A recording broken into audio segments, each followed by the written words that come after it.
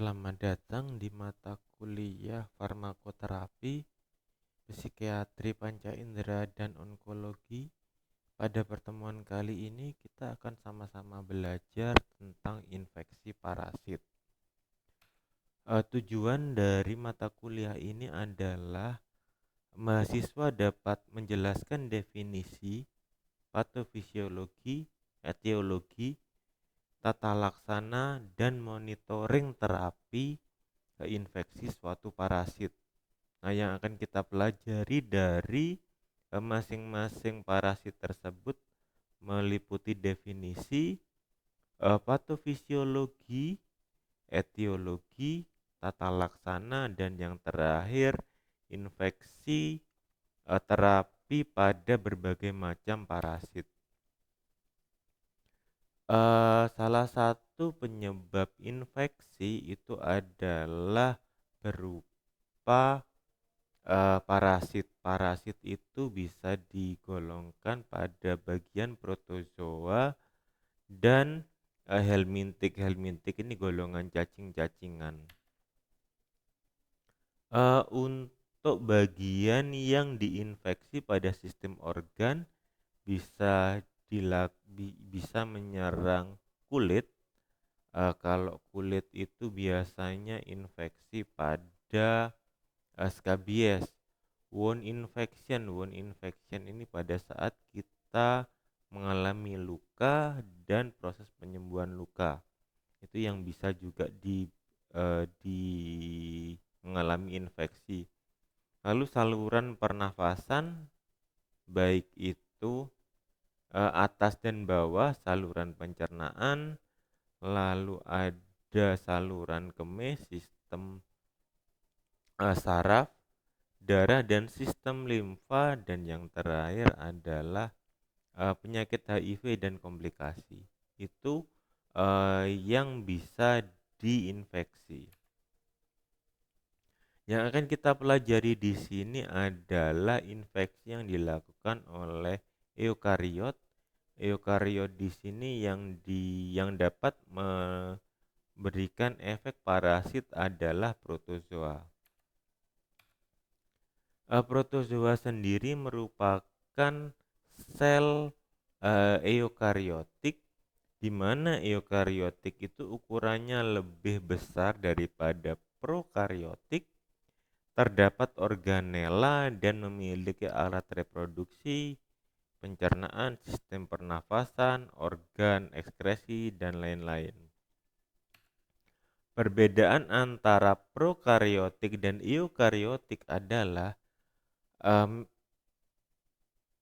makhluk prokariotik tidak memiliki dinding membran sel, sehingga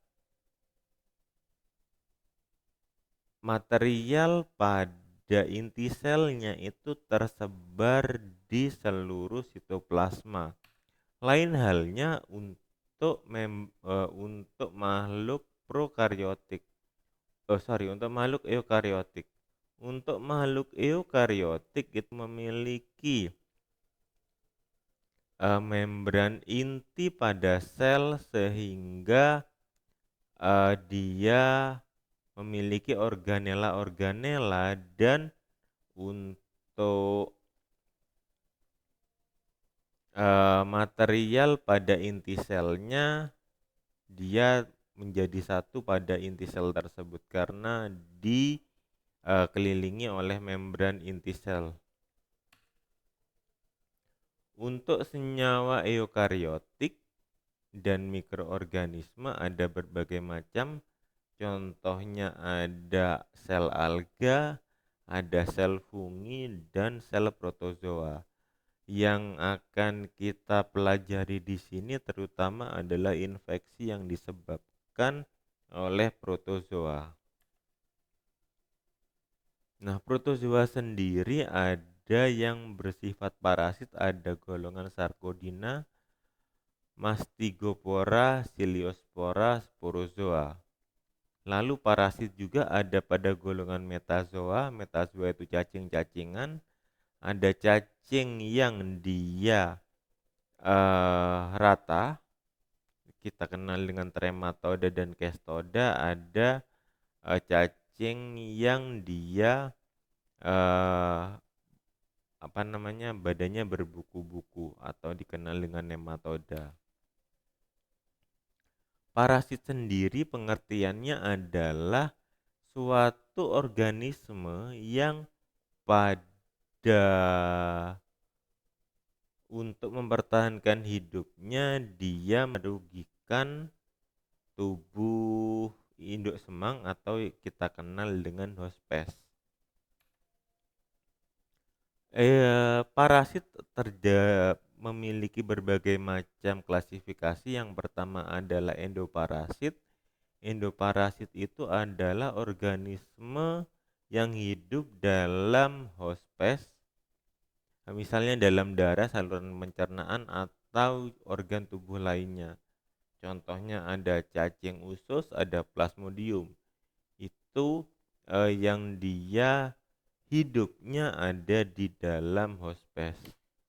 Lalu kita kenal dengan parasit obligat.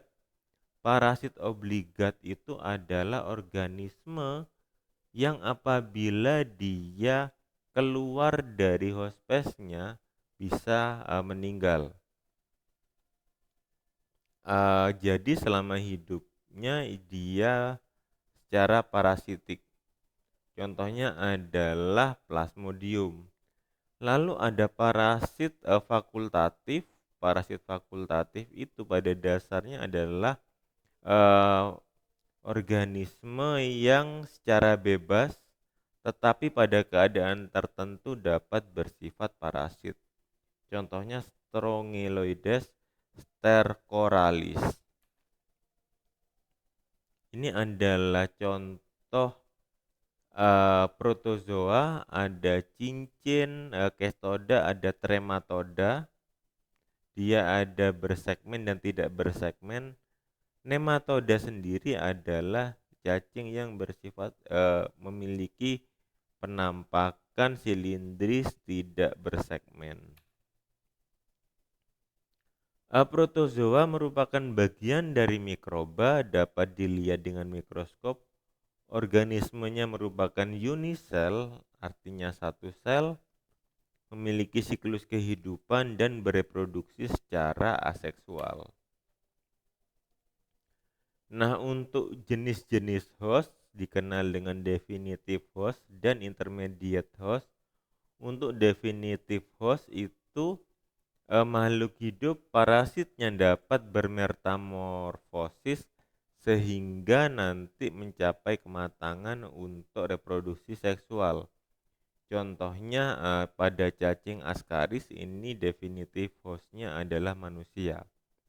Tetapi ada juga parasit yang bersifat intermediate host, di mana parasit bermetamorfose dan tumbuh mencapai stadium tertentu. Nah, contohnya adalah manusia pada Plasmodium merupakan intermediate host. Lalu protozoa juga bisa dibedakan dengan berdasarkan alat geraknya. Kalau subfilumnya Sarcodina biasanya alat geraknya dengan pseudopoda, terutama golongan amoeboid. Ada yang dia bergeraknya secara menggunakan flagel. Subfilumnya adalah Mastigopora. Lalu ada Ciliopora, bergeraknya dengan silia. Ada sporozoa yang tidak memiliki alat gerak dan yang belum terklasifikasi. Contohnya ada Toxoplasma dan Pneumocystis carini. Kita bahas yang pertama adalah Sarcodina. Sarcodina itu adalah merupakan amuba dengan alat gerak pseudopodia. Untuk Sarcodina sendiri ada berbagai macam untuk Contohnya kita di sini ada Entamoeba histolytica, ada Dientamoeba fragilis, ada Naegleria fowleri, dan ada Acanthamoeba sp. Ini adalah kelas-kelas dari Sarcodina, di mana subfilum Sarcodina merupakan berasal dari kingdom Protista. Jadi di sini ada amoeba, ada Chlamydomonas, lalu ada Dysfuglia, ada Actinopteris, dan ada Claturina. Untuk kingdom Protista sendiri ada yang bergerak dengan menggunakan, ada kelas Zygomastica. Kelas Zygomastica ini yang bersifat parasit adalah Trypanosoma, Trypanosomas, dan Giardia. Lalu ada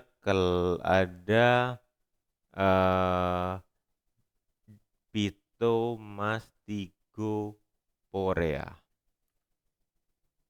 Nah, untuk alat geraknya yang berupa flagel itu dikenal dengan flagella, ditemukan pada Euglenozoa dan Dinoflagellata. Bentuknya seperti kabel, nanti gerakannya seperti dicambuk. Dia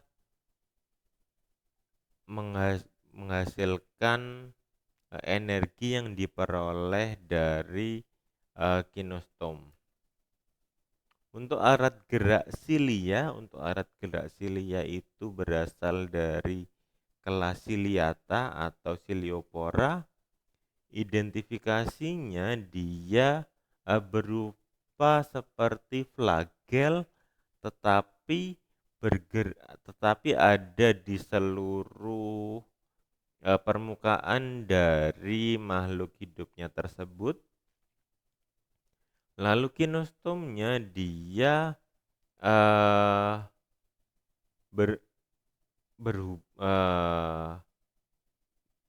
kinostomnya ada di sini, nanti dia bergerak seperti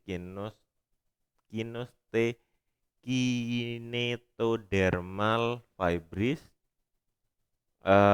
Dia memungkinkan untuk berkoordinasi dan gerakannya cukup lambat. Lalu ada pseudopod formation, ini biasanya pada amoeba. Gerakannya itu dari arah sini ke arah sini. Bayangkan untuk pseudopod formasi itu kalau kalian lagi mager mau mengambil sesuatu, misalkan mengambil air, lalu setelah itu tangan kalian akan maju terlebih dahulu. Ketika kalian tidak mampu untuk meraihnya, maka nanti kalian akan jatuh dan melakukan perpindahan tempat. Sama dengan pseudopod formasi ini, jadi dia gerakannya dari depan ke belakang seperti ini. Untuk parasit yang pertama kita bahas adalah kelasnya Sarcodina. Untuk Sarcodina, subfilum Sarcodina itu ada yang bersifat parasit, Entamoeba, penyakitnya adalah amoebiasis dan abses pada hati. Ada Dientamoeba fragilis, penyakitnya diare. Ada Naegleria fowleri, dia bisa mematikan pada sistem imun yang rendah. Ada Acanthamoeba, bisa menyebabkan penyakit akut kronis.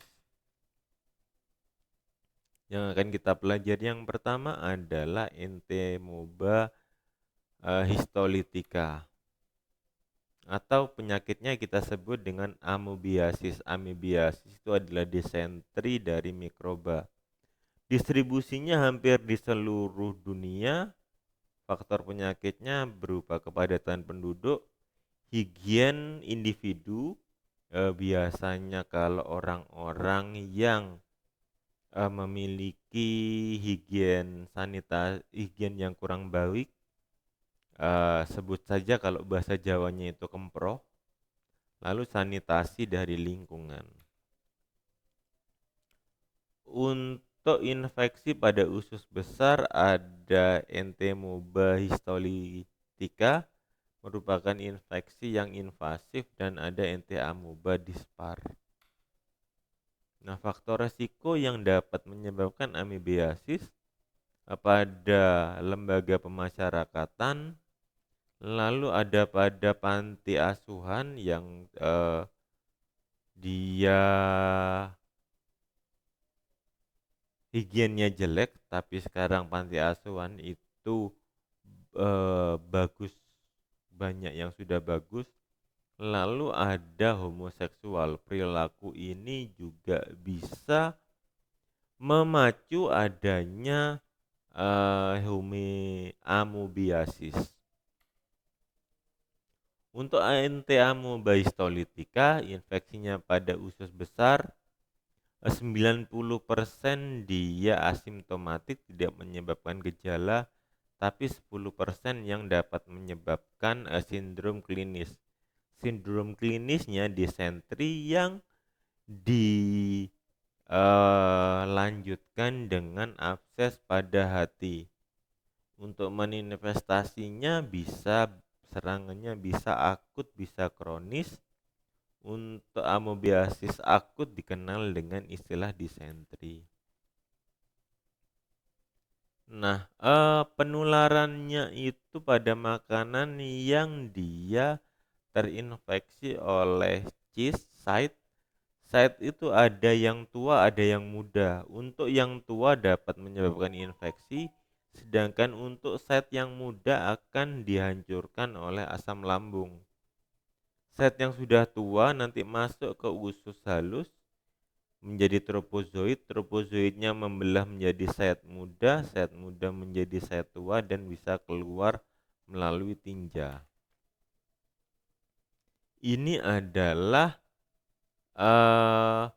transmisi amoeba disentri. Ketika siklusnya seperti ini, maka penyakitnya disentri.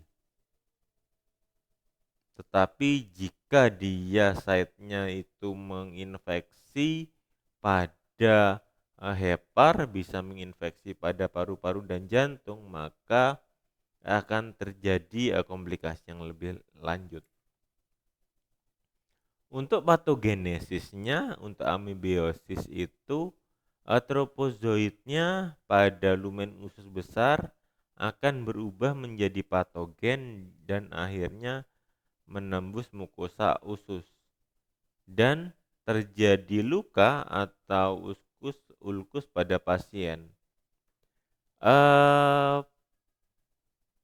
Keadaan ini bisa berbahaya terutama pada pasien yang hamil, kurang gizi,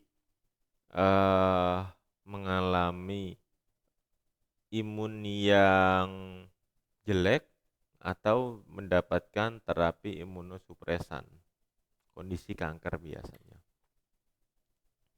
Untuk amoeba yang ganas, dia akan melepaskan enzim fosfoglukomutase lisosim, nantinya akan menyebabkan kerusakan atau nekrosis pada jaringan usus. Akibatnya terjadi pendarahan usus, lalu menembus lapisan otot, perforasi, dan akan menjadi peritonitis.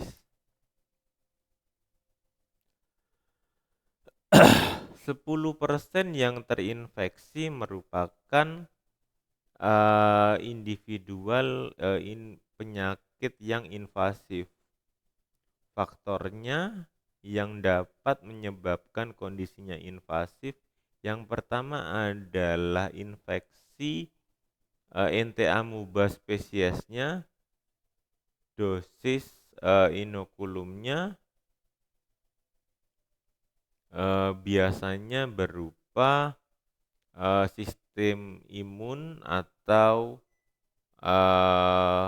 pemberian steroid. Itu juga bisa menyebabkan penyakit yang invasif. Lalu ada penyebab virulens, biasanya karena adanya pemberian adisi, pemberian surface adisi, pelepasan dari proteolitik enzim dan pelepasan sitokin yang dapat menyebabkan sitolisis. Untuk infeksi kronis akan menyebabkan granulasi, nanti akan menyebabkan amuba di kesum sigmoid. Nah, ini di sini di cecum.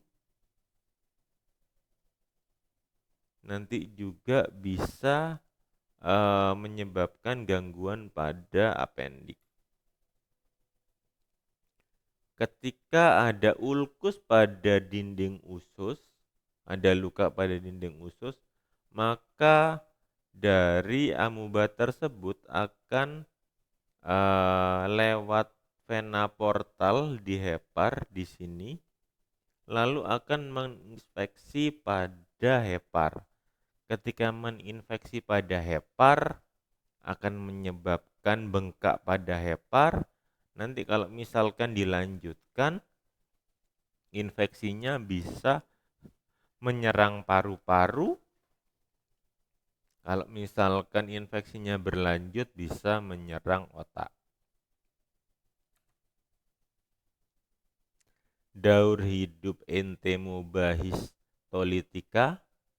Yang pertama, ada orang yang sudah terkena disentri, lalu buang air. Ketika buang air, site yang sudah tua langsung masuk ke makanan, nantinya masuk ke kolon. Ketika masuk ke kolon, kalau yang jalurnya yang di sini, nah itu jalur yang normal. Tetapi apabila jalurnya yang pada sebelah kanan ini yang dikenal dengan entamuba yang ganas tadi, dia bisa menyerang otak, liver, paru-paru karena adanya ulkus. Untuk Entamuba histolytica atau dikenal dengan amoebiasis, dikenal dengan istilah kolitis akut untuk yang menyerang intestinal dan ekstraintestinal. Ini yang intestinal, yang sebelah sini intestinal, yang di sebelah sini adalah ekstraintestinal.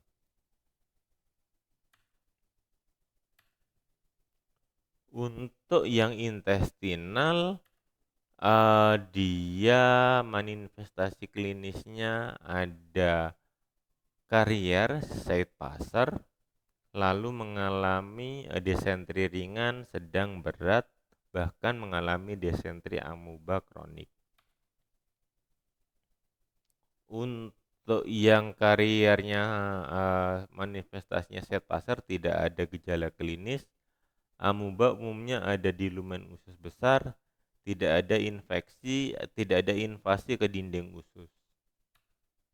Lalu untuk amuba ringan, manifestasi klinisnya nyeri perut ringan, perutnya kembung, diare ringan 4-5 kali sehari, biasanya ada tinja dan darah.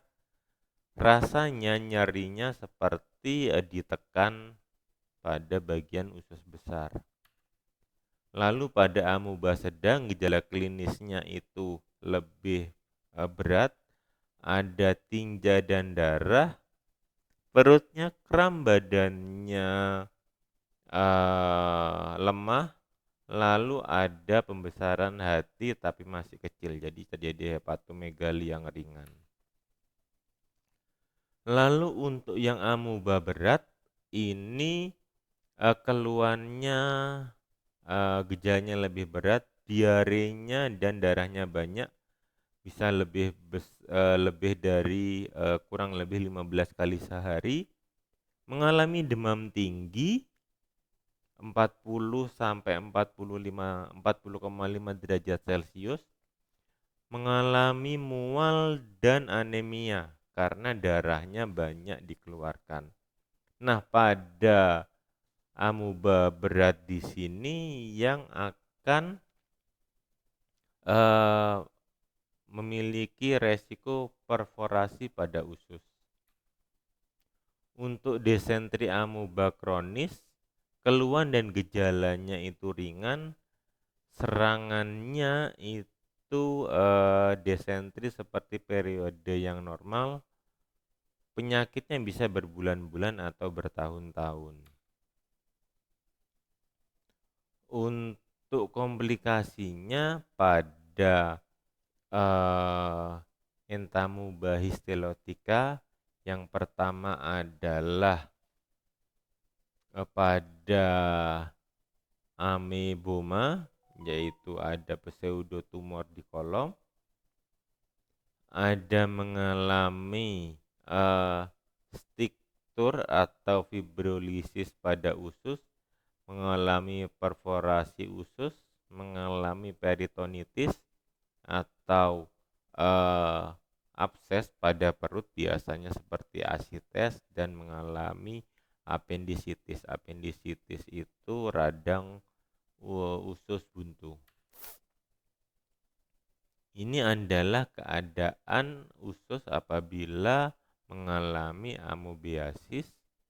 Di sini terdapat jaringan-jaringan yang seperti luka, di mana di situ terjadi ulkus. Nah, untuk selanjutnya adalah amoebiasis dari ekstraintestinal. Untuk amoebiasis ekstraintestinal tersebut, yang dia bisa menyerang hepar, paru-paru, pleura, otak, limfa, dan kulit. Untuk gambaran klinisnya itu bisa terjadi beberapa minggu atau bulan. Absesnya, bengkaknya itu berisi cairan kental yang berwarna kecoklatan. Kalau misalkan berjalan, posisi membungkuk ke depan dengan kedua tangan diletakkan di atasnya. Nah, biasanya itu terjadi karena mengalami kesakitan. Lalu terdapat nyeri pada daerah perut bagian atas, ada demam, ada ikterus, ada hepatomegali, hatinya membesar, berat badannya turun, dan mengalami asites. Asites perutnya membesar. Ini adalah kondisi liver ketika mengalami abses atau mengalami pembengkakan. Lalu gambaran CT scan pada hepar, dia ukurannya lebih besar daripada ukuran yang sebelumnya atau ukuran normal. Untuk penanganannya bisa dilakukan adalah aspirasi abses hepar untuk amoebiasis, tetapi terapi ini digunakan apabila absesnya itu di sekitar atau di permukaan. Ini kondisinya kalau misalkan livernya mengalami bengkak seperti ini. Nah, di sini kondisinya tinjanya sudah bercampur dengan darah. Untuk amoebic liver abscess, yang dilakukan diagnosa adalah serologi amuba. Umumnya yang dia untuk Onsetnya perlu waktu 1 minggu. Pada minggu pertama onset, biasanya ini berupa negatif, lalu akan banyak pada bulan kedua dan ketiga, lalu akan menurun dan hilang pada bulan ke-9. Kita bisa lakukan USG pada abdomen hepar atau CT scan. Lalu ada leukositnya meningkat, di mana terjadi tanda-tanda infeksi, dan yang terakhir adalah biopsi pada hati. Untuk kalau misalkan dilanjutkan abses amoeba liver, dia akan bisa menyerang pada pleura, amoebiasis pleuropulmonal, juga dia bisa menyebabkan perikarditis, dan juga bisa menyebabkan peritonitis. Jadi bagian dari usus besarnya tersebut akan bocor. Lalu untuk amoebiasis pleuropulmonal, dia gambaran klinisnya terjadi efusi pleura, cairannya pada paru-paru keluar semua, terjadi pneumonia, dan biasanya penderitanya mengalami dahak berwarna kecoklatan, rasanya seperti hati. Untuk diagnosa amoebiasis ada site amoeba pada tinja, ada aspirasi cairan abses, dilakukan dengan aspirasi cairan abses, lalu ada kultur spesimen, dan ada tes serologi. Tes serologi itu memberikan hasil positif bila ada invasi parasit ke jaringan. Lalu ada juga yang menggunakan light microscopy tool. Dia dapat mengidentifikasi tropozoitnya, tapi kekurangannya dia tidak terlalu sensitif dan tidak bisa membedakan histolitika dan dispar. Untuk tes serologi itu menggunakan anti amoeba yaitu imunoglobulin M. Untuk 70% sensitif untuk amoeba colitis dan 90% sangat sensitif untuk amoeba pada liver abscess. Lalu yang paling canggih kita bisa gunakan PCR. Dia merupakan alat yang paling sensitif dan yang spesifik, tetapi kekurangannya untuk deteksi reagennya itu memerlukan harga yang cukup mahal untuk tes ini. Untuk pengobatan amoebiasis menggunakan obat-obatan metronidazol, nimorazol, ordinazol, tinidazol, seknidazol, dan clefamid. Untuk emetin diberikan lewat injeksi dan tidak dianjurkan untuk amoebiasis. Untuk pengobatannya kita bisa menggunakan metronidazol. Terapinya selama 5-10 hari, atau digunakan nimorazol, terapinya selama 10 hari, dosisnya 2 gram sehari. Tinidazol 2 gram sehari 5-7 hari. Seknidazol 3 kali 500 mg 5-10 hari. Untuk ornidazol 2 kali 1 gram per hari, digunakan selama 3 hari. Lalu ada clefamid, digunakan 10-20 hari, terutama hanya untuk amoebiasis pada usus. Aspirasi abses juga dilakukan pada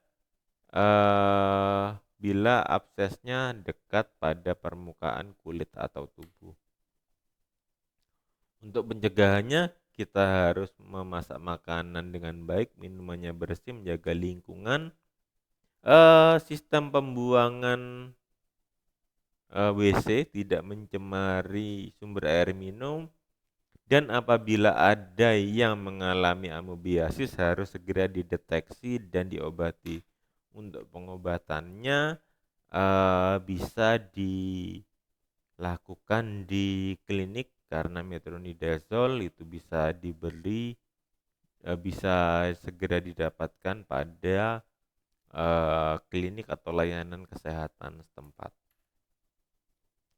Lalu selanjutnya ada Dianthemoeba fragilis, penyebab diare, bentuknya menyerupai mikroba, gejalanya diare, sakit perut, mual, demam. Nah, untuk Dianthemoeba fragilis ini jarang menimbulkan invasi.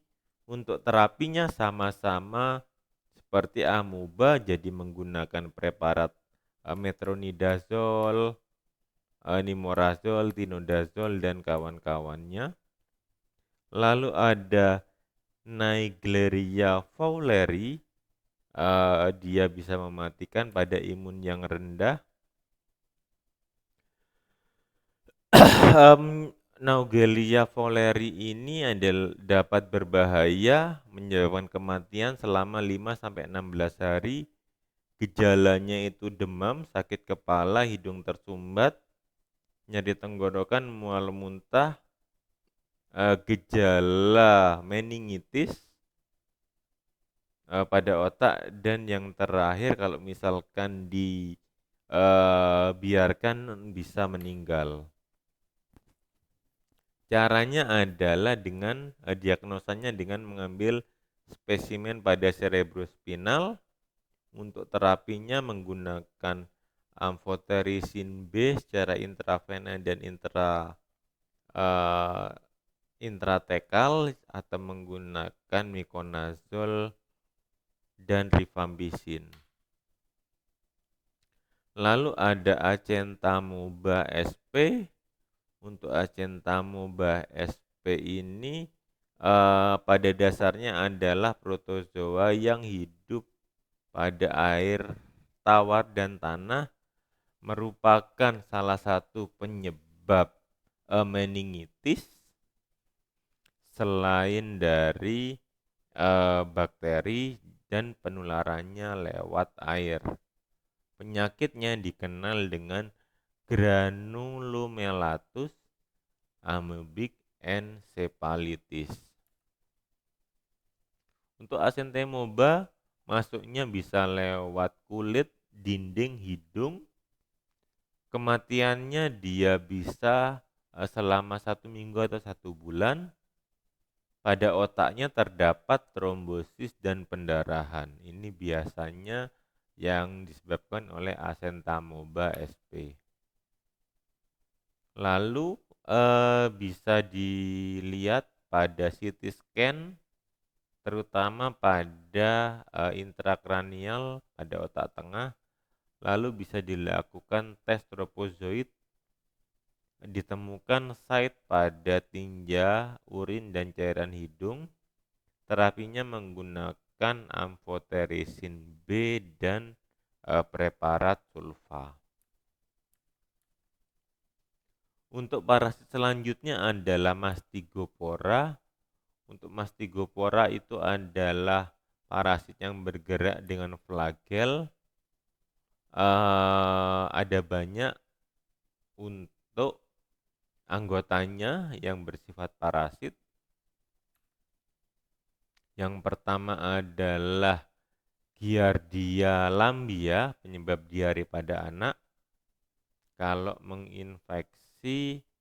dia menginfeksi usus dan alat reproduksi. Kalau misalkan dia yang menginfeksi Trichomonas vaginalis akan terjadi vaginitis. Lalu kalau menginfeksi pada darah atau jaringan, nah kasusnya ini untuk sementara sampai saat ini tidak ada di Indonesia yang yang menyerang adalah Trypanosoma cruzi, Trypanosoma brucei, dan Leishmania sp. Untuk Giardia lambdia itu dikenal dengan penyakit giardiasis atau lambiasis. Parasitnya hidup pada usus duodenum dan yeyunum bagian atas, kadang-kadang naik ke kantung empedu, paling banyak pada anak. Untuk manifestasi klinisnya tidak terjadi apa-apa, umumnya tidak ada gejala. Setelah 2 minggu akan terjadi demam, nyeri perut daerah epigastrum, mual muntah, dan kembung. Pada infeksi berat akan menyebabkan malabsorpsi pada vitamin A, dan lemak, akan menyebabkan diare kronis, penurunan berat badan, serta anemia. Untuk protozoan disease the lower digestive atau giardiasis itu ditularkan melalui air yang terkontaminasi. Inkubasinya itu 6 sampai 20 hari. Gejalanya itu sakit perut, diare, dan muntah. Gejalanya itu dapat menghilang 1 sampai 4 minggu tanpa terapi, dan ini merupakan penyakit ini bisa bersifat kronis, artinya bisa berbulan-bulan atau bertahun-tahun. Untuk pengobatannya sama dengan tadi, kita bisa menggunakan metronidazole, tinidazole, ordinazole, limaurazole, dan kloroquine. Yang berbeda di sini adalah dosisnya. Dosisnya untuk metronidazole di 3 kali 250 mg selama 10 hari. Untuk tinidazole itu 2 gram, diberikan dosis tunggal selama 5 sampai 7 hari. Untuk ornidazole itu 2 kali sehari 1 gram. Untuk nimorazole itu 1 gram per hari, digunakan selama 5 hari, atau menggunakan kloroquine 300 mg selama 5 hari. Lalu ada Trichomonas vaginalis yang menyebabkan vaginitis atau trichomonomiasis. Nah, trichomonomiasis vaginalis itu adanya Trichomonas vaginalis. Bentukannya seperti ini. Siklus hidupnya ada pada vagina dan kelenjar prostat, merupakan penyakit menular seksual. Karena penyakit menular seksual tidak ditemukan pada anak-anak dan wanita menopause. Ada 2 jenis yang lain, yaitu Trichoman lennox, kalau misalkan pada gusi bisa menyebabkan karang gigi, bisa menyebabkan tonsil, dan ada Trichomonas hominis yang menyebabkan saikum. Untuk Trichomonas vaginalis, dia masa inkubasinya 4 sampai 28 hari. Gejalanya timbul bersama pada masa menstruasi atau kehamilan karena ada perubahan pH. Penyakit ini merupakan penyakit menular seksual, atau kalau misalkan bahasa Inggrisnya sexual transmitted disease, kalau di bahasa Indonesia kan PMS, penyakit menular seksual. Pada wanita bisa mengalami vaginitis, uretis, vulvitis, dan cervicitis. Nah, gejalanya biasanya ada sekret yang berwarna putih kekuningan, ada perasaan panas dan gatal kalau misalkan mengalami keputihan, ada iritasi pada vulva, kalau misalkan kencing merasa sakit, mengalami diusoria, mengalami dispareunia kalau misalkan sakit pada saat berhubungan seks, dan yang terakhir baunya sekretnya tidak normal. Untuk trokomiasis kalau misalkan pada laki-laki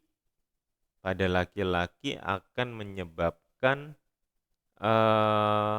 gejalanya yang pertama ada cairan sekret pada penis, lalu setelah itu kencingnya terasa panas, nyeri pada testis dan prostat. Nah, kalau misalkan dilakukan diagnosa dengan pap smear, maka dapat dilihat di sini banyak Trichosomonas vaginalis dengan pembesaran 400 kali. Terapinya menggunakan metronidazole 2 kali 500 mg selama 7 hari, lalu menggunakan tinidazole 2 gram selama 5 hari, atau bisa dilakukan dengan pengobatan topikal dengan cuka atau larutan clotrimazole atau nimorazole dan ordinazole. Untuk pengobatannya juga bisa dilakukan dengan talsutin. Talsutin itu merupakan kombinasi antara tetrasiklin dan amfoterisin B, diberikan 1-2 tablet sehari, pengobatannya selama 10 hari, lalu bisa menggunakan metronidazole selama 500 mg selama 10 hari, bisa menggunakan flagistatin, dan juga bisa menggunakan vasiktin nistatin tablet 2 kali 1 tablet selama 7-14 hari. Selanjutnya adalah Trypanosoma cruzi. Ini yang penyakit cagas atau menyebabkan kelainan pada jantung. Ditemukan di Brazil, protozoanya itu hidup dalam darah, merupakan penyakit American trypanosomiasis. Gejalanya itu bisa akut, bisa kronis. Kalau kronis bisa seumur hidup. Protozoanya itu berkembang di otot jantung, otot polos usus. Inkubasinya 7-14 hari. Lalu ada infeksi akut, terutama inflamasi pada jaringan yang masuknya kuman.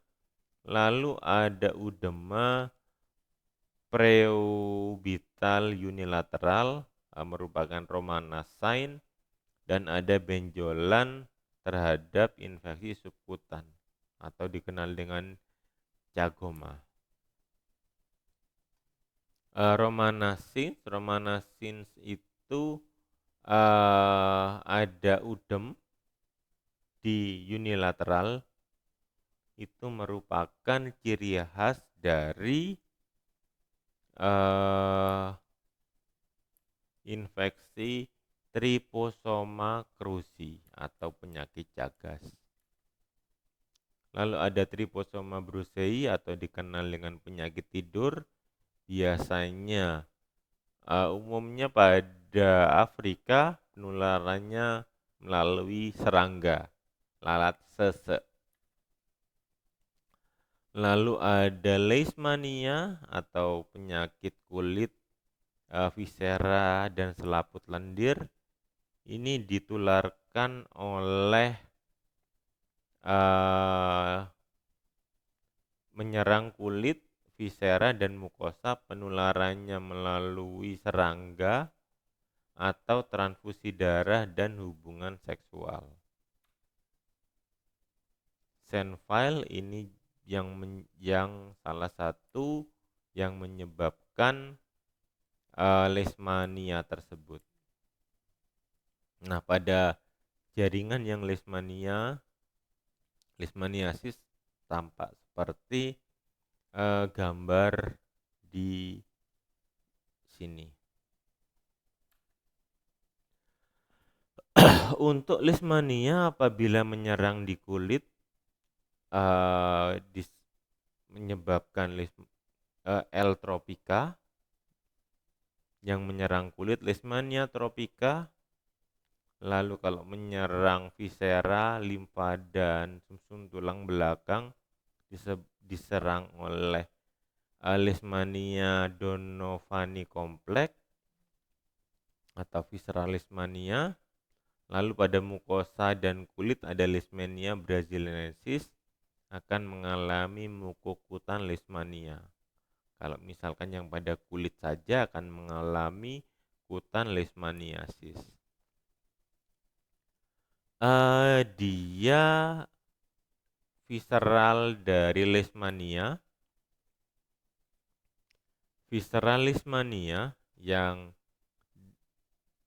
dia manifestasinya inkubasinya 2-6 bulan, demam tinggi, menggigil dan mengalami kelemahan, nyeri perut dan limpa, serta heparnya membesar, mengalami diare, batuk, berat badannya menurun.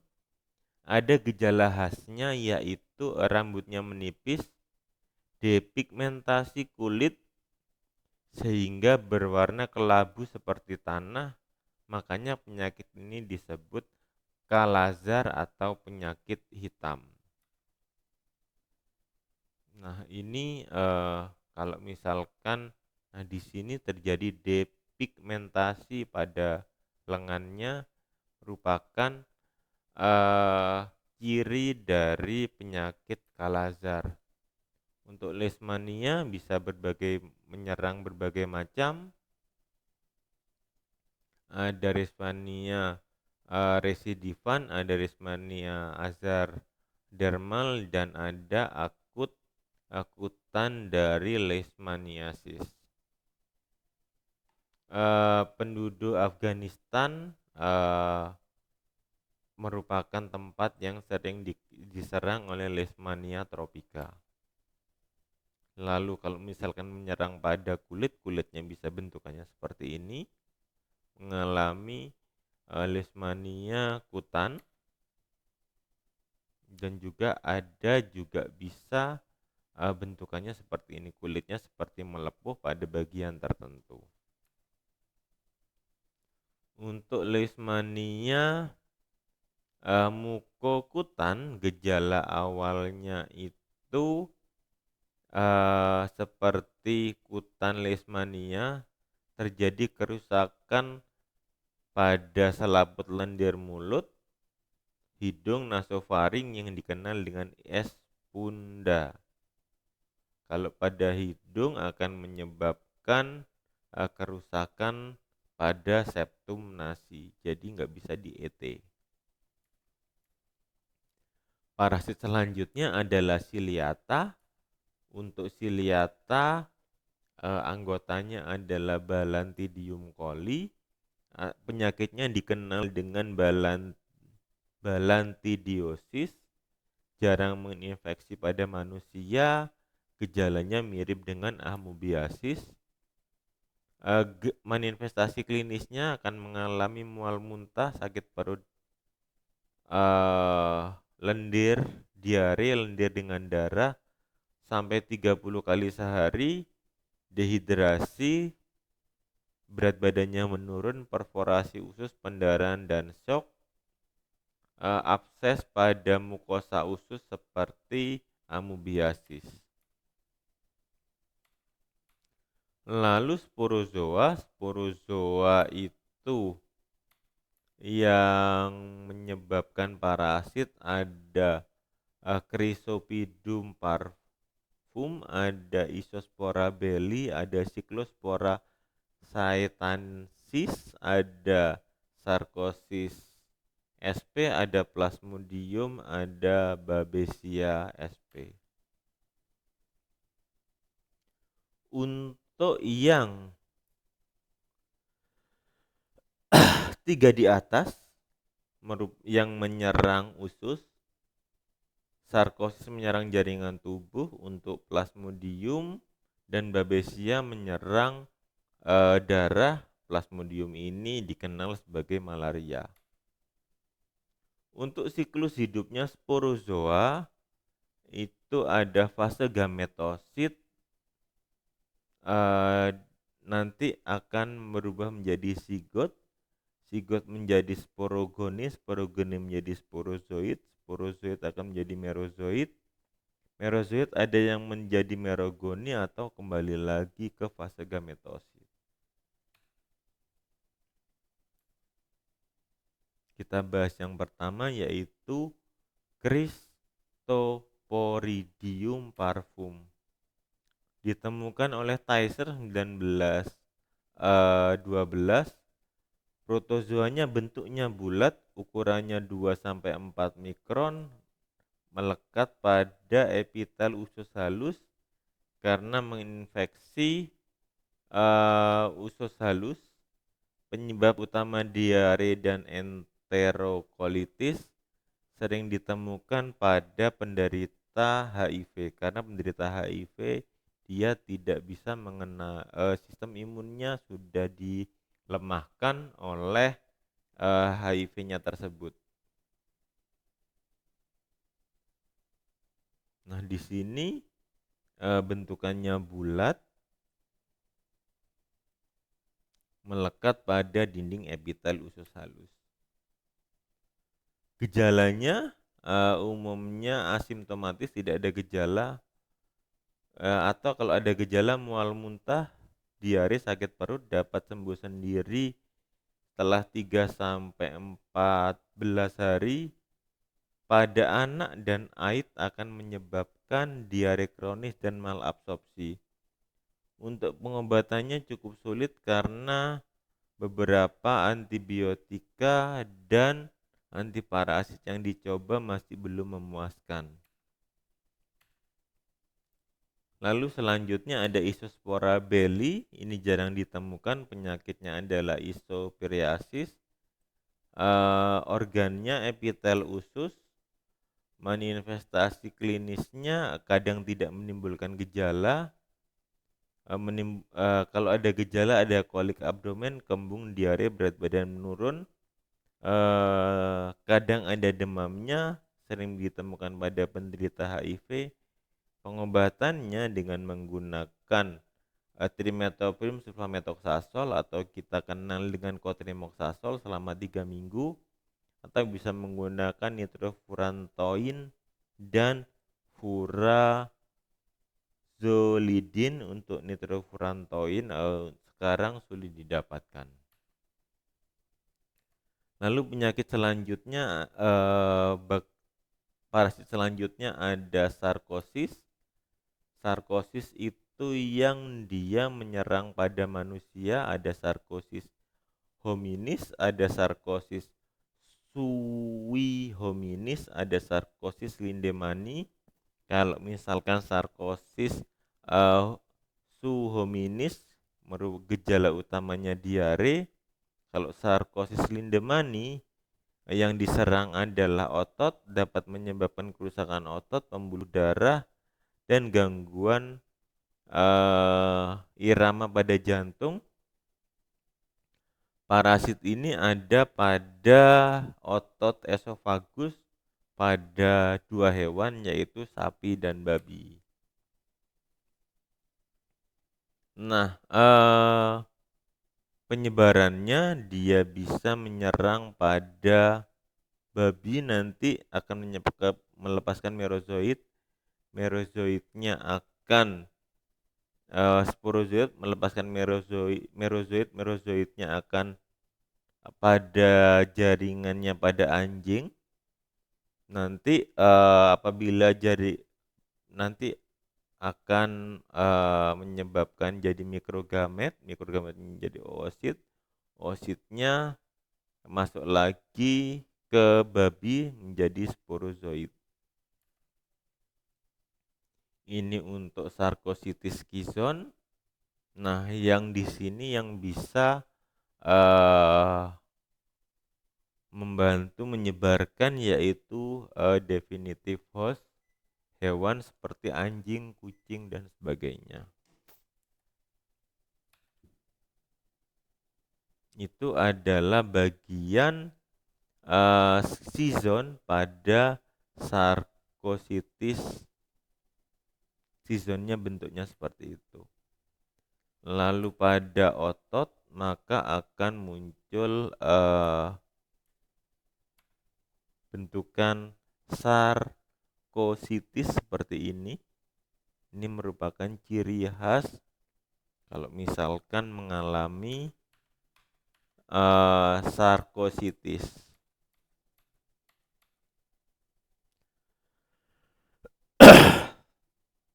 Yang diserang banyak spesies, bisa hewan, bisa orang, anjing, kelinci, kucing, tikus, dan sebagainya. Nah, ciri khasnya untuk yang apabila diserang di sini ada bentukan sarkosis pada otot. Kalau misalkan ini ayam, nanti terjadi sarkosis yang banyak pada ototnya. Untuk sarkosis dia biasanya asimptomatis. Gejala yang timbul diare, mual, muntah, sakit perut.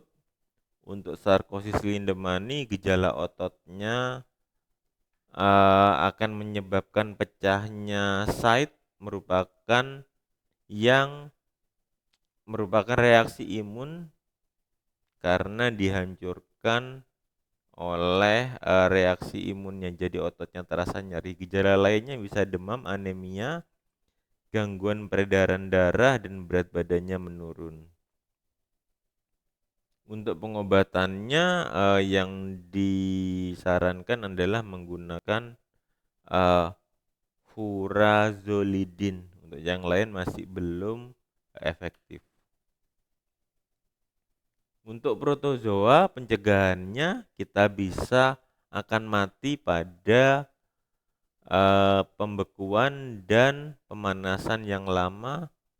Untuk memasak daging harus sampai matang, dan membekukan daging dalam jangka waktu yang lama itu bisa membunuh Sarcoidosis sp. Untuk sporozoa Plasmodium itu merupakan infeksi menyerang eritrosit, gejalanya demam menggigil, anemia, kadang mengalami splenomegali.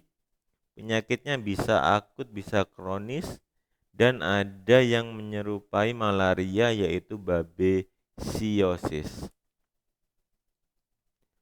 Untuk Plasmodium pertama kali ditemukan oleh Hippocrates. Nama penyakitnya sebelumnya kita kenal dengan demam Roma karena sering menyerang penduduk yang berada di daerah rawa-rawa. Malaria karena udara yang jelek merupakan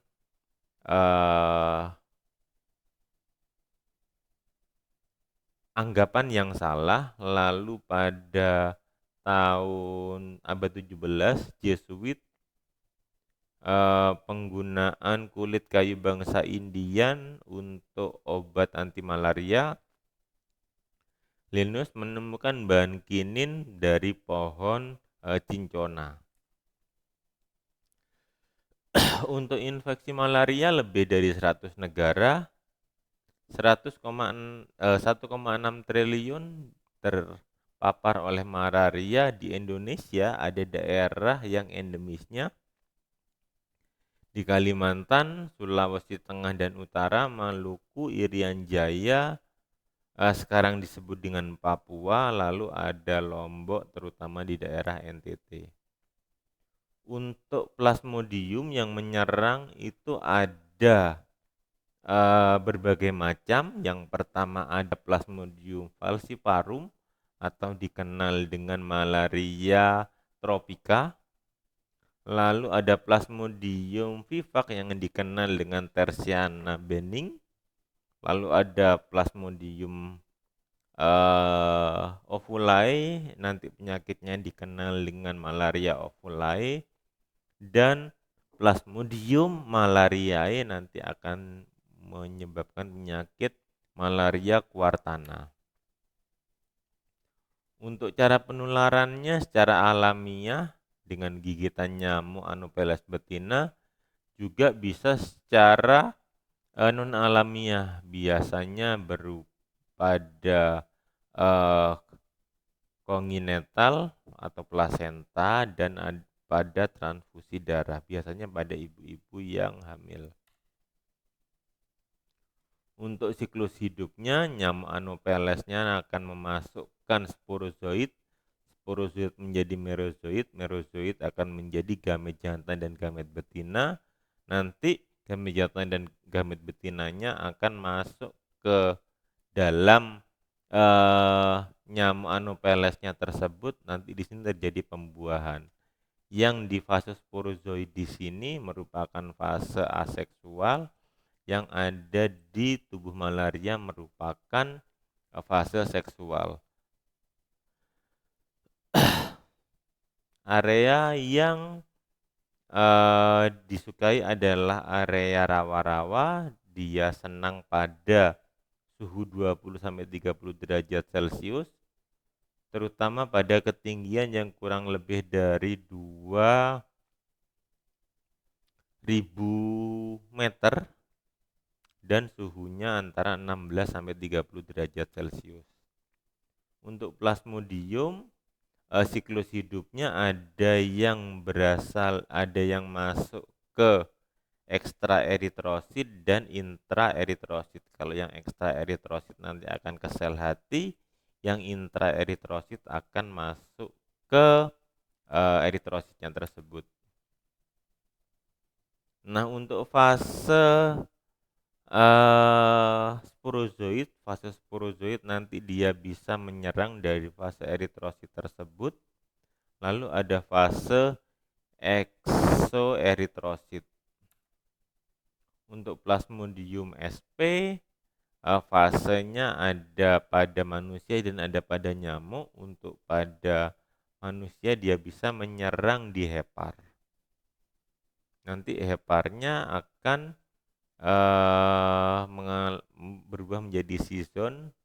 C-zone-nya masuk ke peredaran darahnya akan menjadi tripozoid, tripozoidnya menjadi tropozoid, tropozoidnya akan masuk ke fase gametosit, gametositnya akan menjadi gametosit jantan dan gametosit betina, nanti akan masuk ke dalam tubuh nyamuk.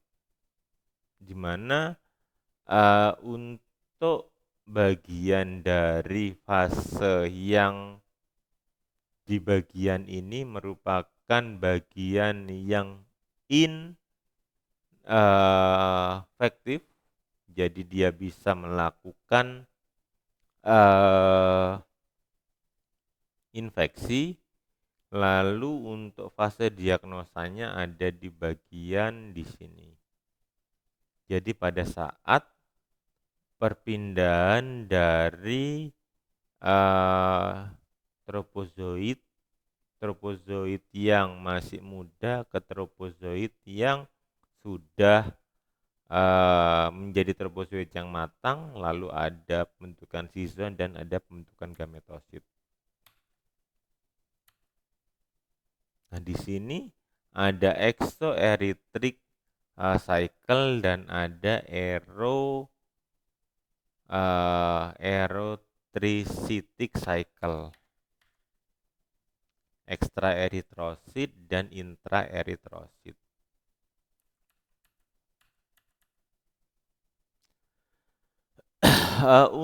Untuk fasenya yang pertama itu ada tusukan nyamuknya itu masuk ke mengandung sporozoidnya itu masuk ke dalam darah.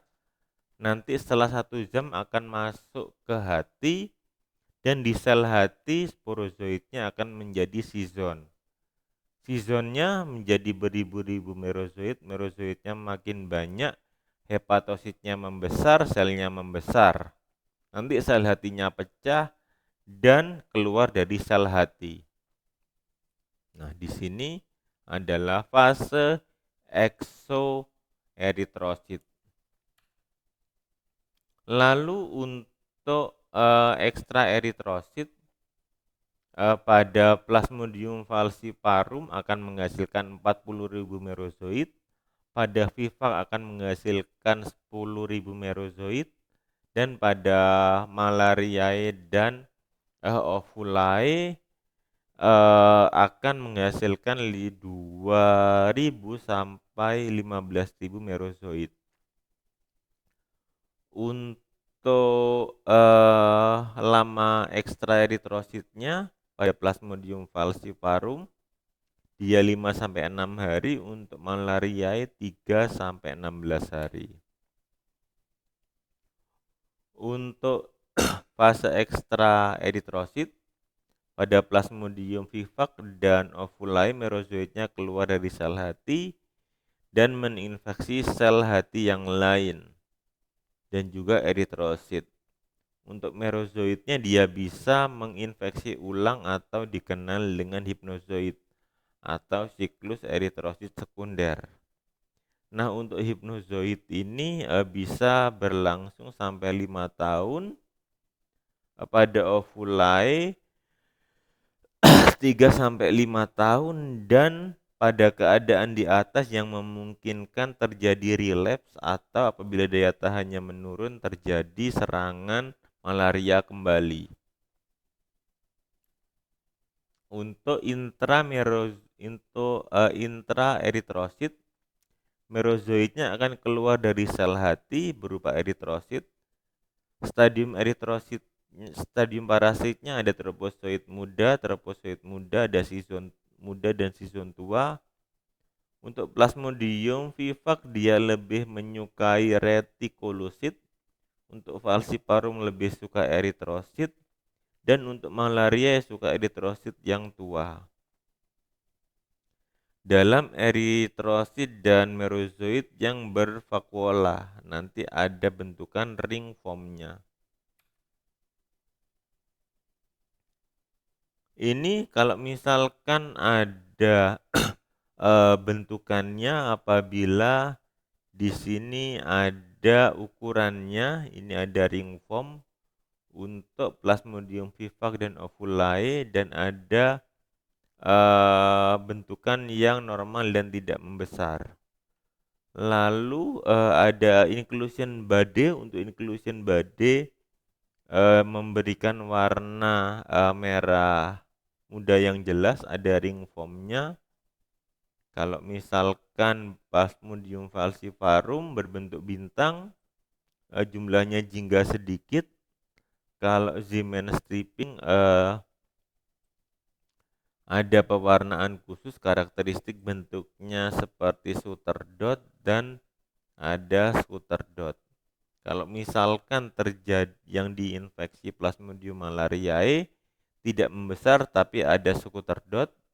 Kalau misalkan Plasmodium ovulae dia serangannya sel darah merahnya akan mengalami shooter dot dan akan membesar.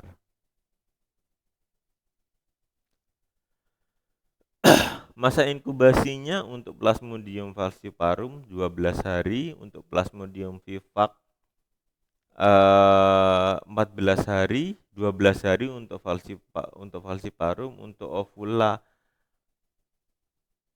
11 sampai 16 hari, untuk malaria 30 hari. Untuk serangan primernya mulai dari masa inkubasi akan mengalami panas atau menggigil. Periode latinnya itu tanpa gejala. tanpa parasitemia, lalu ada fase recrudescence, yaitu berulangnya gejala klinis dan parasitemianya meningkat, biasanya 8 minggu setelah masa primernya. Lalu ada recurrence, berkurangnya gejala klinis dan parasitemia setelah 24 minggu setelah berakhirnya masa primer, dan bisa menyebabkan ada fase relapse, biasanya berlangsung sampai 5 tahun untuk malaria vivax dan ovulae. Manifestasi klinisnya sakit kepala, lemah, nyeri abdomen, nyeri otot dan sendi. Ciri khasnya adalah demam, menggigil, berkeringat, mual muntah, diare, dan mengalami lemah. Gejala spesifiknya, kalau Plasmodium yang pertama ada tahap dingin, demamnya berulang-ulang kurang lebih 15 menit. Demam tinggi 2 jam, tahap berkeringat 1 jam, dan siklus tersebut sangat tergantung pada jenis parasitnya. Nah, apa yang menyebabkan itu? Karena apabila sizon pecah, produk metabolitnya masuk ke darah dan menyebabkan timbulnya demam.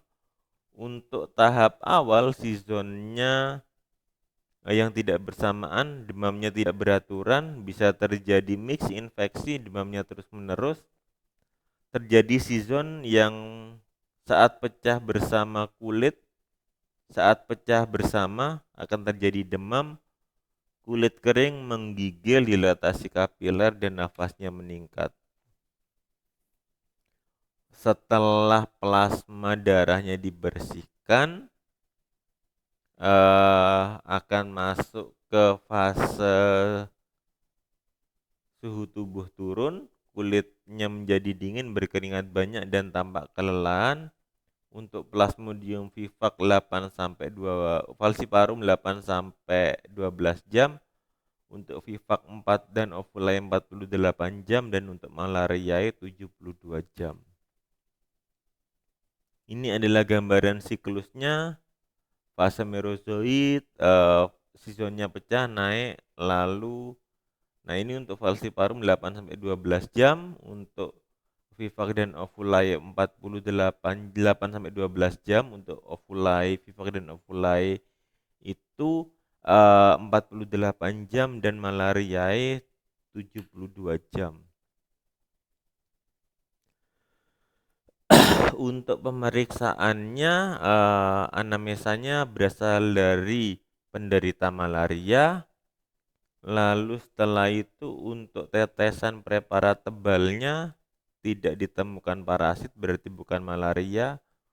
Untuk tetesan darah tipis bisa dilakukan dengan tes antigen, PF test, atau tes serologi menggunakan PLDH, menggunakan PCR, dan yang umum menggunakan pewarna akri dan orange.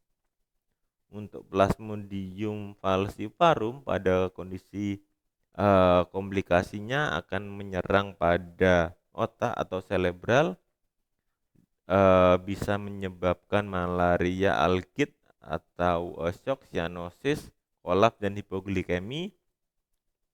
Untuk Blackwater fever menyebabkan hemolisis intravaskular seluler, dapat menyebabkan gagal ginjal, juga menyebabkan reaksi imunologis, bisa udem paru, bisa ruptur limpa yang menyebabkan pembesaran limfa yang cukup besar, dapat menyebabkan disseminated intervascular koagulasi, dan menyebabkan anemia. Kalau malaria cerebral, cirinya adalah demamnya tinggi, sakit kepala hebat, kejang, dan koma karena terjadi penyumbatan pembuluh darah otak oleh parasit. Kalau misalkan yang pada ginjal, cirinya adalah kencingnya sedikit, ada albuminnya pada urin, dan ada sindrom nefrosis. Untuk malaria alkit, tekanan darahnya turun, suhu badannya turun drastis, nadi dan nafasnya rendah, mengalami cyanosis, mengalami hipoglikemia dan kolaps. Untuk terapinya bisa dilakukan transfusi darah dan infus glukosa. Untuk yang black water fever, urinnya itu berwarna merah tua sampai hitam, mengalami hemoglobulin mengalami gangguan faal hati, bisa terjadi akibat hemolisis dari intravaskuler yang invasif. Bisa juga terjadi udem paru, komplikasinya paling sering dialami, angka kematiannya 50%, gejalanya bisa mengalami sesak napas dan hipoksia. Untuk malaria berat, anemianya bisa mengalami kerusakan eritrosit, eritrositnya tersensitisasi menjadi lisis, atau eritrositnya dimakan fagosit, eritrositnya kaku dan mudah pecah, atau eritrositnya yang pecah sehingga merozoitnya keluar. Untuk penata laksanaan malaria bisa dilakukan dengan istirahat, mengulangi keadaan hipermetabolik, dukungan nutrisi, pemberian obat anti malaria, dan penata laksanaan penyulit. Untuk pengobatan anti malaria, obat yang ideal itu yang bisa membunuh semua parasit dalam darah, bisa membunuh sporozoid, bisa menjaga fase relaps, membunuh gametosit dan tidak toksik pada penderita, serta dapat mencegah resistensi. Untuk terapi anti malaria kita bisa gunakan turunan artemisin, bisa menggunakan artesunat, artemeter, artemisin, dihidroartemisin, arteter, dan asam artelinik. Untuk artemisin bisa dikombinasikan dengan pengobatan artemisin base combination therapy atau dikenal dengan ACT. Ada dua kombinasi, yaitu fixed dose dan non fixed dose. Untuk fixed dose digunakan artemeter dan lumefantrin. Dosisnya itu dikenal dengan pengobatan dengan obat coartem, isinya artemisin dan lumenfantrine. Pengobatannya 2-4 tablet sehari, atau bisa digunakan artekin. Artekin itu berisi dihidroartemisin dan piperaquine. Untuk artekin ini dosis awalnya bisa 2 tablet, nanti 8 jam 2 tablet, setelah 24 jam 2 tablet, dan pada 32 jam diminum dengan 2 tablet. Ini untuk pengobatan anti malaria tanpa penyulit, jadi bisa digunakan lini pertama artesunat, imidaquine, dan primaquine pada hari pertama. Untuk hari kedua artesunat dan amidiaquine. Nanti pada hari ketiga menggunakan artesunat dan amodiaquine, 4 tablet semua. Kalau misalkan pada pengobatan Plasmodium vivax atau ovulae, yang pertama itu digunakan kombinasi chloroquine dan primaquine, hari kedua chloroquine dan primaquine, tetapi dosis yang diturunkan sama, masih 4 tablet. Pada hari ketiga chloroquine-nya diturunkan, dan hari ketiga sampai hari ke-14 hanya menggunakan primaquine.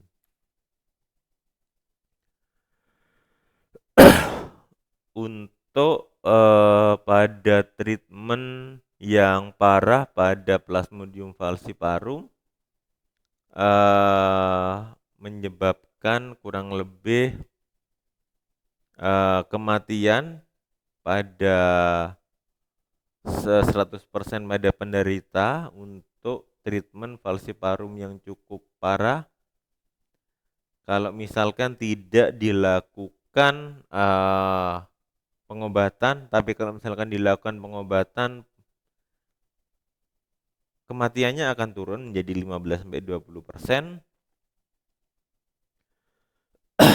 Untuk pengobatan dari malaria biasanya berlangsung, tingkat keparahannya bisa berapa jam, dan umumnya terlambat pada saat diberikan ke hospital. Untuk pemberian obat anti malaria harusnya diberikan secara cepat, as soon as possible. Untuk pengobatan malaria falciparum yang sudah resisten dengan kloroquine bisa diberikan Vansidar 3 tablet dosis tunggal dan ditambah dengan Primaquine. Lalu pada malaria falciparum yang resisten terhadap kloroquine bisa dikombinasi antara kina dan kloroquine. Pengobatannya untuk yang awal diberikan 3 tablet Vansidar dan Primaquine 40 mg per hari pada hari pertama. Lalu untuk bisa digunakan juga kina 3 kali 400 mg selama 7 hari dan ditambah Primaquine 45 mg pada hari pertama.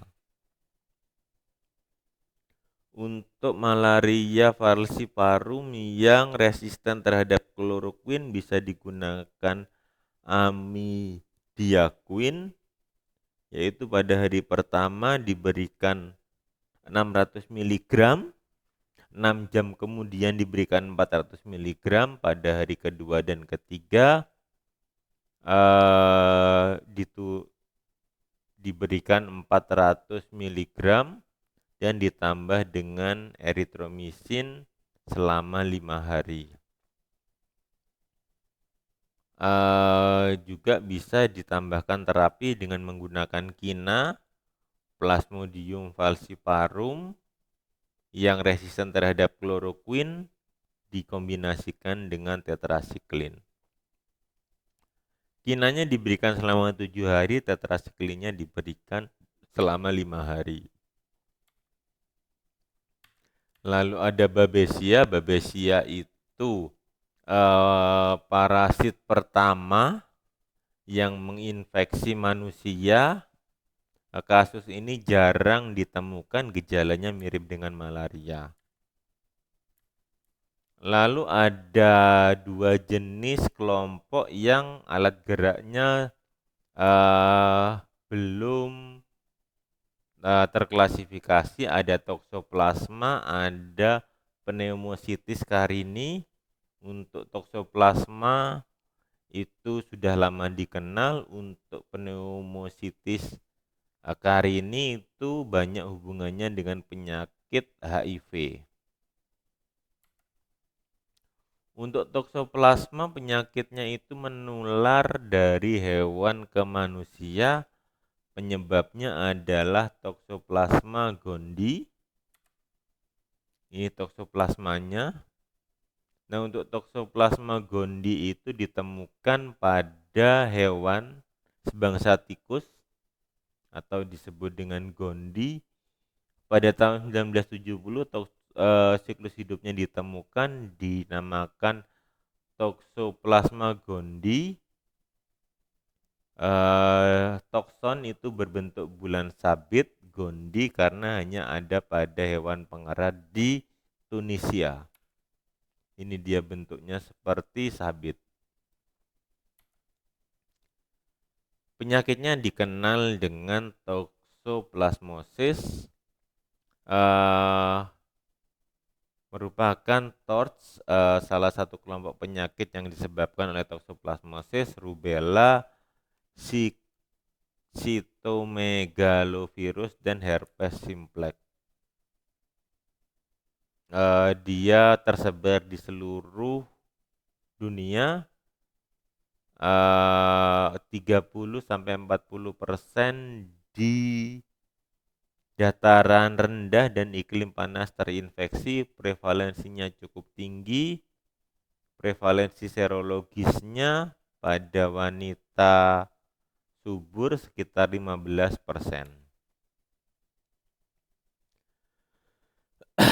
Untuk toksoplasma sendiri di Indonesia banyak yang mengalami. Pada tahun 2003 pada laki-laki 71%, kalau dicek itu seropositif. Pada wanita 887 hasil pemeriksaan serumnya positif. Nah, pada Mataram ini 38% hasil imunoglobulinnya toksoplasma aktif, dan ibu yang melahirkan bayi meninggal 38,3.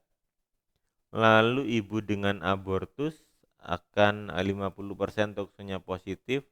Ada anak dengan kelainan kognital, toksoplasmanya uji IgG toksoplasmanya aktif 40%.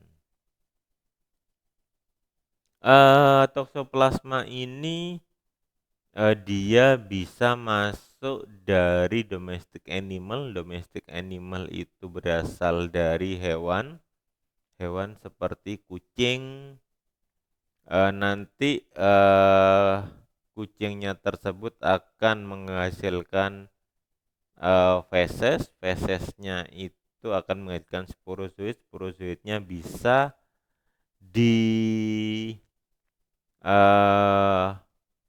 masuk melalui makanan atau melalui dihirup, sehingga nanti dapat menyebabkan toksoplasma pada anak. Nah, fasenya sendiri dia bisa pada tikus. Tikusnya dimakan oleh hewan, biasanya kucing. Nanti akan menyebabkan enteropelial cycle pada jaringannya pada kucing, nanti akan keluar melalui feses. Untuk siklus hidupnya, protozoa siklus hidupnya cukup kompleks. Untuk siklus hidup seksualnya pada kucing, untuk intermediate hostnya pada burung dan manusia. Untuk macam siklusnya ada dari penularannya dari kucing ke kucing, ada dari manusia ke intermediate, ada dari kucing ke intermediate host ke kucing, ada ke kucing ke manusia, dan ini biasanya berakhir karena diobati. Ada intermediate host ke manusia, nanti biasanya berakhir karena diobati. Ini kalau misalkan siklus pada toksoplasma sendiri bisa menyerang pada CNS atau pada otak manusia. Untuk siklus hidupnya, intermediate makan ookisnya keluar nanti masuk ke jaringan epitel usus membentuk makrofag. Makrofagnya membentuk psikosis.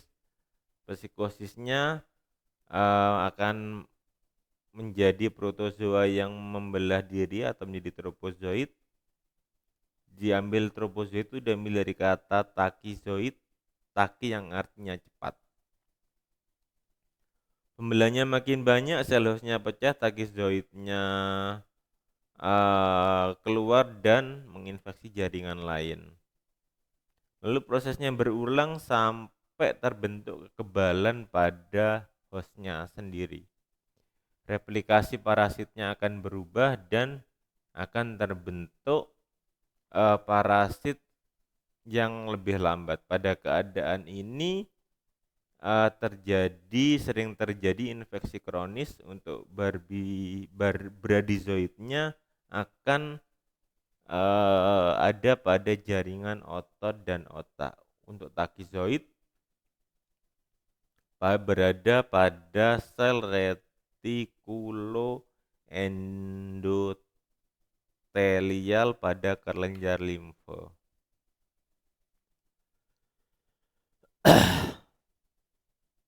Nah, ini kalau misalkan dia toksoplasma kalau pada ibu-ibu hamil, cara penularannya adalah dengan makan daging mentah yang terkontaminasi, air, sayuran, transfusi darah, transplantasi organ atau lewat plasenta. Untuk penularan utamanya ookisnya itu melalui tinja dan membutuhkan waktu 1 sampai 4 hari untuk berkembang menjadi inaktif. Nah, untuk transplantasi organ dan melalui plasenta. Melalui plasenta itu seperti ini. Jadi ibu hamil yang membawa kucing itu tidak disarankan kecuali kucingnya sangat bersih. Untuk toksoplasma banyak pada berbagai macam daging. Ada daging sapi, ada daging babi, ada kambing, dan ada salami. Untuk toksoplasma pada seekor kucing akan menghasilkan 10 juta butir ookista per hari selama 2 minggu. Ookistanya matang, lalu ookista itu yang hidup akan tahan panas dan lembab. Untuk masa inkubasinya, penularannya lewat makanan dan daging bisa 23 hari, penularan melalui oosit kucing itu 5-20 hari. Gejala yang timbul menjelang gejala akut akan timbulnya antibodi pada host, kekebalan humoral akan terbentuk selama 1-2 minggu dan kekebalan selulernya akan terbentuk selama 2-4 minggu. Untuk manifestasi klinisnya, kalau misalkan imunnya baik akan terjadi infeksi akut akan menjadi kronis. Untuk penderita yang imunnya rendah akan terjadi komplikasi berat. Gejalanya bisa demam, limfaditis, sakit kepala, mialgia. Kalau misalkan berat, bisa terjadi radang otak, kejang, pneumonia, miokarditis, hepatitis, dan miositis. Kalau misalkan di otak bisa terjadi ensefalitis, klasifikasi cerebral, dan hidrosefalus. Kalau menyerang mata menyebabkan chorioretinitis. Kalau pada limfa bisa menyebabkan demam, pneumonia intestinal, miokardis pada jantung, dan pembesaran pada hati atau limfa. Toksoplasma pada ibu hamil akan menyebabkan resiko aborsi, bayinya itu meninggal, ada janinnya mati, atau bayinya lahir dengan tanda-tanda toksoplasma. Abortus ini akan mengalami bayinya itu pada fase perkembangannya akan mati. Lalu ada tanda-tanda toksoplasma, bayinya cacat, mengalami kemunduran mental, dan mengalami kebutaan. Untuk manifestasinya, kalau menyerang di otak menyebabkan klasifikasi cerebral, hidrosefalus dan mikrosefalus. Kalau menyerang pada mata menyebabkan korioretinitis. Ini pada toksoplasma pada jaringan otak, dia ini toksoplasmanya, ini jaringan otaknya di sini. Untuk ensefalitis toksoplasma pada pasien HIV, bentukannya otaknya terdapat bentukan yang seperti ini. Nah, itu menandakan ini kalau misalkan dilihat dengan menggunakan MRI, multiple MRI, magnetic resonance, itulah. Kalau misalkan okular toksoplasma menyebabkan retinokondritis. Kalau misalkan dia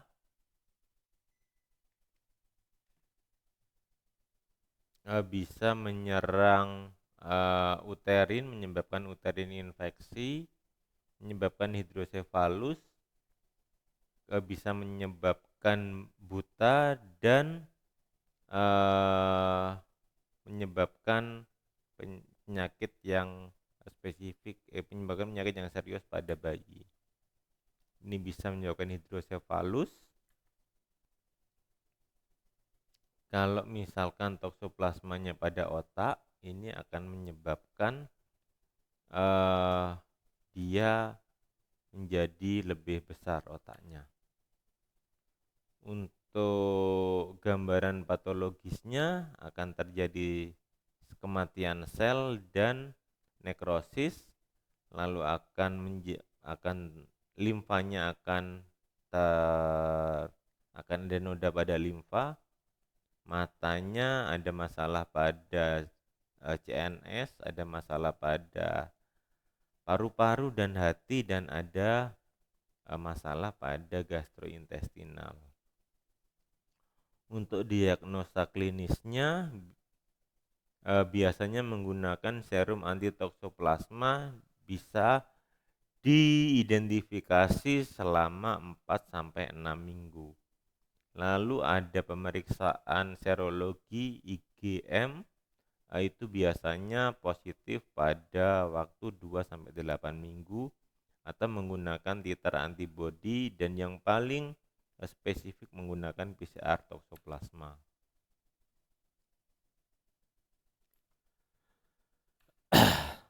Nah, di Indonesia yang mengalami seropositi itu adalah 58%. Ini nilai yang cukup besar untuk gambaran yang terkena toksoplasma. Lalu pengobatannya kita bisa lakukan kombinasi antara pyrimetaprim dan sulfodiazin. Untuk hari pertama kita gunakan pyrimetaprim 50 mg per oral, lalu 6 jam ditambah 25 mg, setelah itu ditambah sulfadiazid 2 gram. Untuk hari kedua sampai hari keempat menggunakan primetamin 25 mg per hari, lalu ditambah sulfadiazid 4 gram. Jika toksoplasmanya pada mata, kita berikan prednisolon. Untuk spiramisin digunakan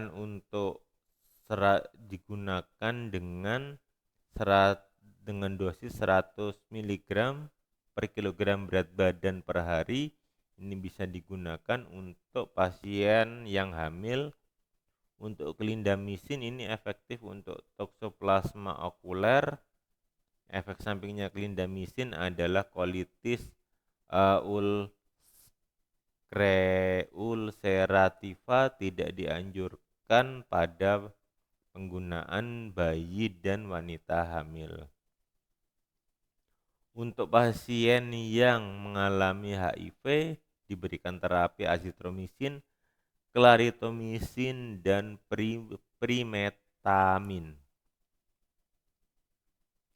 Untuk toksoplasma pada HIV ada terapi yang disarankan primetamin 200 mg diberikan secara per oral, setelah itu 50 mg. Kalau misalkan berat badannya kurang dari 60 mg, 75 mg. Kalau misalkan berat badannya lebih dari 60 kg, ditambah sulfadiazin 100 mg, 1000 sampai 1500 mg tergantung berat badannya, diberikan per oral selama setiap 6 jam. Lalu ada leukovorin diberikan per oral, dapat ditingkatkan 50 mg atau lebih. Untuk pengobatannya ada obat baru yaitu hidronaftiquinol, mereknya Atovaquone, dan ditambah sulfadiazin, dapat membunuh kista pada jaringan mencit. Nah, hasil penelitiannya masih ditunggu pada manusia. Untuk pengobatan pada hamil diberikan spiramisin 3 kali 1 gram selama 3 minggu. Untuk pada janin diberikan sulfadiazin 4 gram, primetamin 25 mg, dan asam folat 15 mg per hari hingga masa persalinan. Untuk pengobatan infeksi kongenital pada toksoplasma diberikan sulfadiazin, diberikan primetamin dan asam folat. Pengobatannya bisa berlangsung selama 6 bulan sampai 1 tahun. Untuk pencegahannya jangan hidup bersama kucing, menghindari faktor resikonya. Lalu setelah memegang daging mentah itu dicuci tangannya, hindari makanan yang sudah ada lalat atau lipas. Lalu setelah itu berikan makanan yang matang. Kucing diberikan makanan yang matang dan tidak boleh diberi kesempatan untuk berburu tikus dan burung. Membiasakan cuci tangan dan kalau bisa pakai vaksin, tapi saat ini masih belum ada. Untuk pneumocystis carini ditemukan pada 1909 saat meneliti Trypanosoma cruzi yang dianggap sebagai site. Lalu Antonio Carini menemukan site di Chagas, tapi berbeda pada T. cruzi ini. T. cruzi ini pada tahun 1912 menemukan site yang sama pada tikus, maka dikenal dengan pneumocystis carini. Protozoa ini ada di seluruh dunia. Protozoa ini baru menimbulkan gejala setelah kebalannya rendah. Pada Perang Dunia Kedua ditemukan pneumocystis carini atau PCP, pneumocyst, pada pasien yang mengalami HIV/AIDS. Kasus PCP atau pneumocytosisnya itu meningkat. Masih ada perdebatan pneumocystis carini masuk golongan fungi atau protozoa.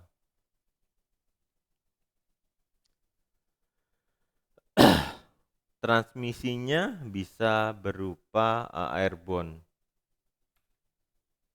Untuk pneumocystis carini ini ada yang memasukkan pada fungi, ada juga yang memasukkan sebagai parasit. Siklus hidupnya yang pertama ada tahap perkembangan, yang pertama ada pada fase tropozoid.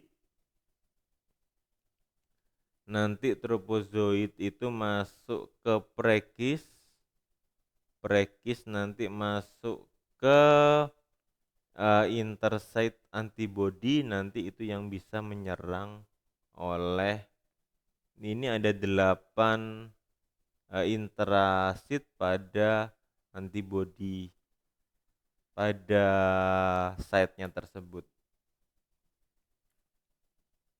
Itu bentukan site-nya. Untuk pneumositis carini tidak ada gejala, 30-40% akan meninggal pada saat diterapi. Umumnya menginfeksi anak-anak pada usia 6 minggu sampai 6 bulan atau penderita yang imunnya rendah. PCP ini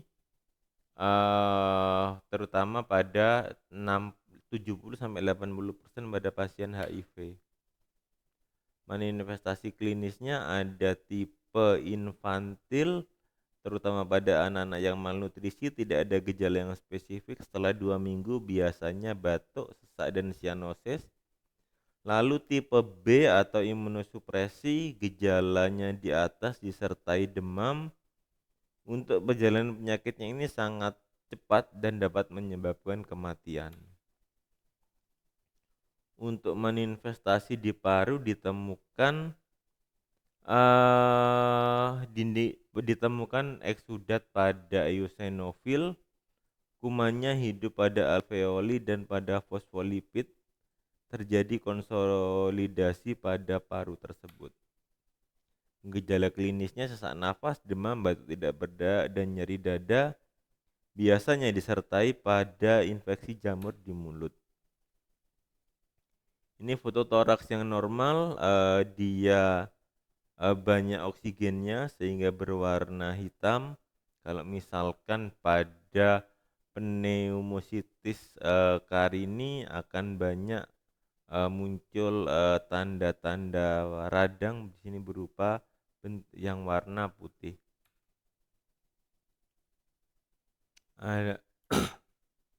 Untuk diagnosanya bisa dilakukan dengan biopsi paru dengan pengecatan silvermetamin, lalu bisa diagnosa dengan menggunakan ini. Untuk yang matur site-nya ada 8 intrasit, yang ini merupakan ciri khas dari pneumositis carini.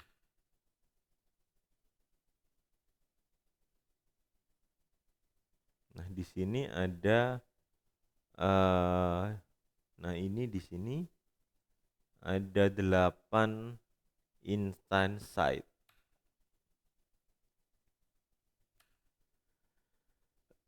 Lalu bisa juga menggunakan immunofluorescence dengan menggunakan antibodi monoklonal, nantinya bisa didapatkan bentukan warna seperti ini. Untuk pengobatannya digunakan sulfamethoxazole dan trimetoprim, bisa menggunakan pentamidin, dapson, eflotinin, dan trimetreksat, ada clindamycin, ada primaquine, dan dikombinasikan dengan kortikosteroid untuk mengurangi radang pada paru-parunya tersebut. Digunakan terapi campuran antara trimetoprim secara peroral, digunakan atau secara intravena, digunakan selama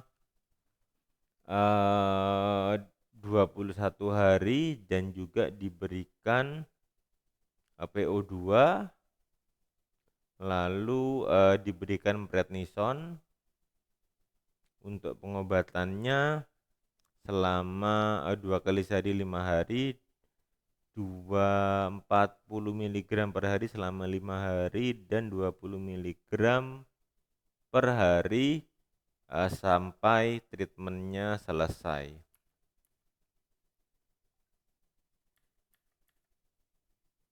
Lalu bisa digunakan pengobatannya terapi trimetoprim dan sulfamethoxazole. Trimetoprimnya 20 mg, sulfamethoxazolenya 100 mg, diberikan selama 14 sampai 21 hari, atau bisa digunakan pentamidin isotianat 4 mg per kilogram berat badan selama 1 hari selama 14 sampai 21 hari. Untuk pencegahannya digunakan trimetoprim dan sulfamethoxazole 1 tablet sehari atau pentamidin 50 mg sampai 100 mg per hari. Atau juga bisa dibelikan pentamidin aerosol 300 mg per bulan. Lalu ada pengobatan yang lain, kita bisa berikan trimetoprim selama 5 mg per kilogram berat badan selama 6 sampai 8 jam, diberikan intervalnya 6 sampai 8 jam. Lalu bisa diberikan dapson 100 mg selama 1 hari, atau diberikan atovaquone 750 mg 2 kali sehari per oral, atau juga bisa diberikan clindamycin 300 sampai 400 mg dalam jangka waktu 6 jam, atau diberikan primaquine 15 sampai 30 mg diberikan 1 kali sehari. Lalu bisa diberikan pentamidin 3 sampai 4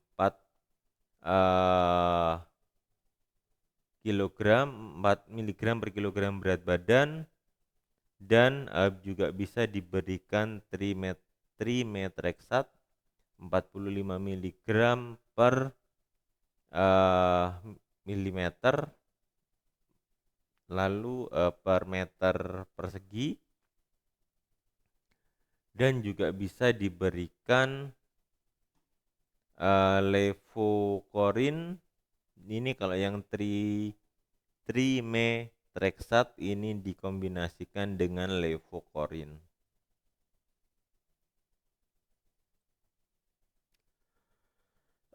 Nah, selanjutnya parasitnya itu adalah cacing. Untuk cacing ada berbagai macam penyakit. Yang pertama ada penyakit paragominiasis. Penyakit ini disebabkan oleh infeksi karena infeksi cacing. Pengobatannya dengan menggunakan praziquantel. Ada clonosiasis, pengobatannya juga dengan menggunakan praziquantel. Ada skizotomiasis, dia pengobatannya bisa menggunakan ini tergantung dari parahnya tingkat. Lalu kalau yang skizomiasis pengobatannya dengan menggunakan praziquantel. Untuk pengobatan dari cacing, kalian bisa gunakan d-etilkarbamazepin, ivermectin, mebendazole, pyrantel palmoat, thiabendazole. Untuk cacing yang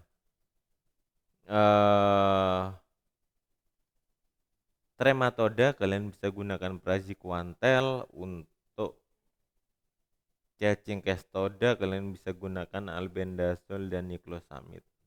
Ingat, untuk penggunaan albendazole ivermectin, mebendazol, dan tiabendazol tidak boleh pada ibu-ibu hamil.